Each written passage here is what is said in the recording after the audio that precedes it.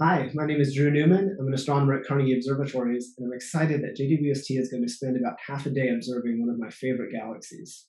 You can see it in this image from the Hubble Space Telescope as the giant red arc. Now, this galaxy is located about 10 billion light years away from us, and that means we're seeing it as it was when the universe was only about 3 billion years old. Back then, the universe was a very active place. Most galaxies were just bursting with star formation. But some galaxies, like this one, were very different. They seem to have stopped forming new stars very early on, and one of the big questions we're trying to answer is how that happened. Now you can see that this galaxy has a kind of a funny shape, almost a half circle, but that's actually an optical illusion. What really makes this galaxy special and why JWST is observing it is that from our perspective on the Earth, it falls almost exactly behind a massive cluster of galaxies. You can see that cluster in this image as a collection of yellow, roundish things.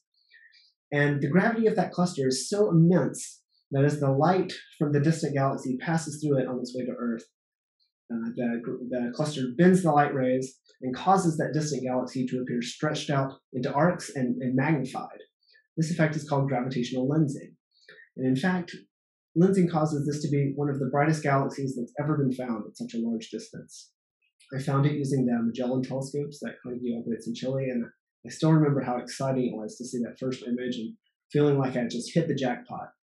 Now with JWST, we're going to be able to look inside a galaxy in the early universe that stopped forming stars in just incredible detail. And that's thanks to the really sharp images that a space telescope can make combined with gravitational lensing. And so we'll be able to really dissect the formation history of this galaxy and learn lots of things like where and when it formed its stars, how they're moving around within the galaxy, what happened to the gas that's normally the fuel of star birth.